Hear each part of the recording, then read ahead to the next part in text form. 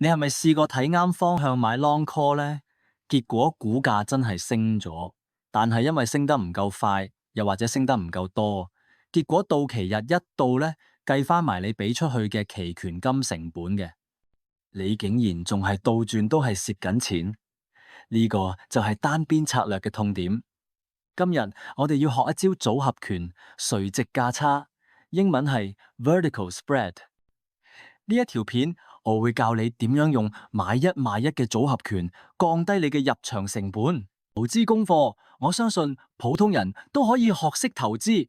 等我陪你由零開始，一齊畫出你嘅財務自由地圖。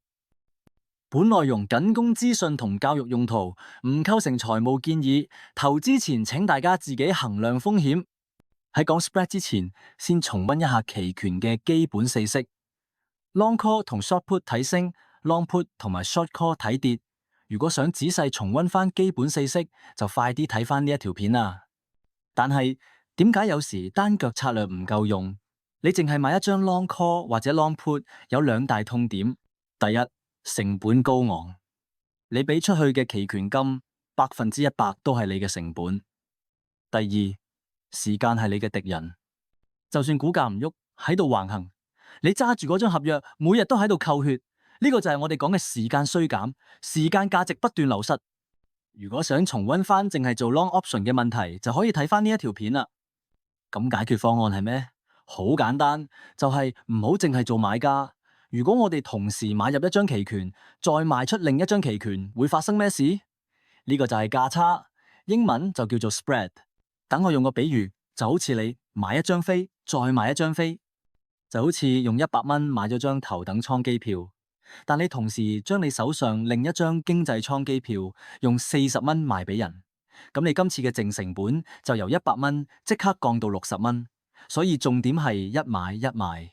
咁你可能問 spread 策略係咪淨係得一種？梗係唔係啦。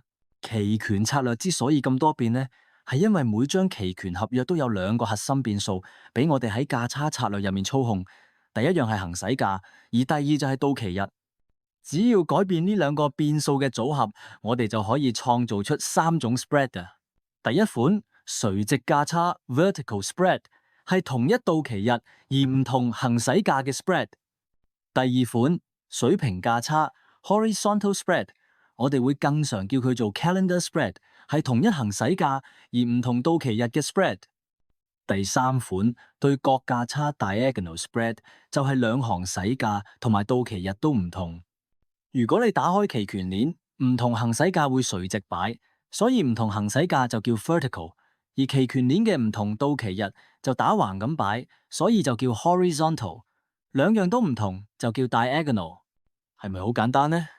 如果想喺 App 入邊清楚睇期權鏈，富途牛牛或者會適合你。而家富途牛牛正喺度進行一個超高價值嘅迎新活動，迎新獎勵高達1800蚊。詳情請點擊影片下面置頂評論入面嘅專屬連結，同埋輸入阿尼嘅專屬兌換碼 ALI 啦。而今次呢條片，我哋會集中火力帶你深入了解垂直價差 vertical spread， 睇下佢點樣淨係透過改變行使價嚟幫你賺錢。vertical spread 可以分做兩大類，第一類叫 bull spread 牛市價差，即係睇升嘅策略。第二類叫 bear spread 熊市價差，即係睇跌嘅策略。表面上有4款咁多，點記得晒啊？我將佢簡化為兩大類，當中 A 小姐就睇升， B 先生就睇跌。第一類用 call 構成嘅策略 call spread， 呢種 spread 可以買又可以賣。先講買入一個 call spread， 通常叫做 bull call spread， 又或者叫 debit call spread。操作係先買入一個較低行使價嘅 call， 同時賣出一個較高行使價嘅 call。好，例如 A 小姐稍為睇好 Tesla， 而家 Tesla 400蚊，A 小姐可以買一個390蚊嘅 call， 呢度要俾35蚊，再賣出一張410蚊嘅 call， 收翻25蚊，所以成個組合淨成本就係10蚊。呢個邏輯係睇升，但估計佢唔會大爆升，放棄咗410蚊以上嘅潛在利潤，去換取一個平好多嘅入場費。B 先生就調翻轉，稍為睇淡 Tesla，賣出一個 call spread，通常叫做 bear call spread，又或者叫 credit call spread。操作正正係 A 小姐嘅相反，賣出一個390蚊嘅 call，再買一張410蚊嘅 call，於是就先由 A 小姐度收咗10蚊。呢個邏輯係賭佢升唔穿390蚊，但係又驚睇錯，想安安全全收期權金，就加個穿410蚊嘅保險。A 小姐賺錢嘅時候，B 先生就蝕錢。如果到期嘅時候 Tesla 升穿$410，咁 A 小姐就會行使390蚊嘅 call 去用390蚊買 Tesla，然後 A 小姐嘅410蚊 call 都會被行權，要用410蚊賣出 Tesla。於是，一買一賣，最多就會賺到20蚊差價，然後再計翻10蚊成本，就有10蚊淨利潤。B 先生就相反。B 先生390蚊嘅 call 被行權，去用390蚊沽走 Tesla， 然後佢又會行使嘅410蚊 call， 用410蚊買翻 Tesla， 於是高買低賣，最多就會蝕20蚊差價。然之後再計翻，之前收咗10蚊，就有10蚊淨虧蝕。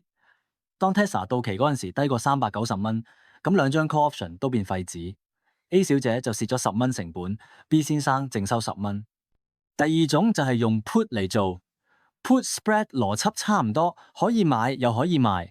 先講賣出一個 put spread， 通常叫做 bull put spread， 又或者叫 credit put spread。操作係先賣出一個高行使價嘅 put， 同時買入一個低行使價嘅 put 作為保險。例如 A 小姐稍為睇好 Tesla， 而家 Tesla 400蚊。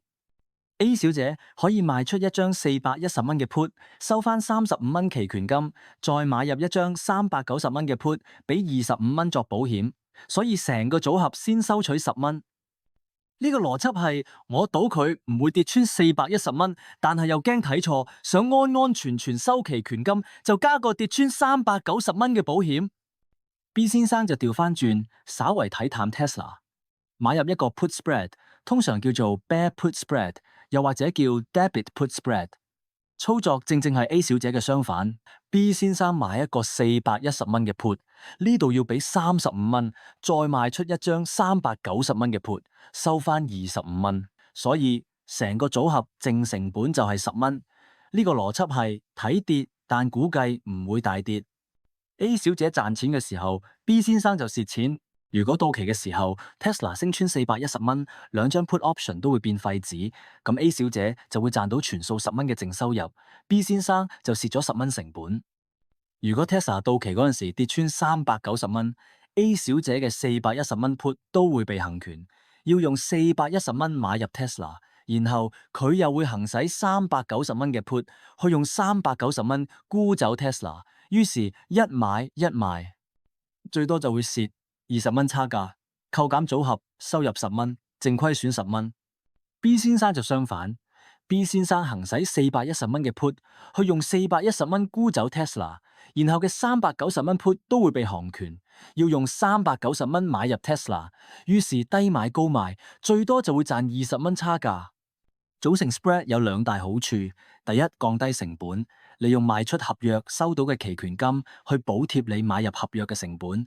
第二，鎖定風險。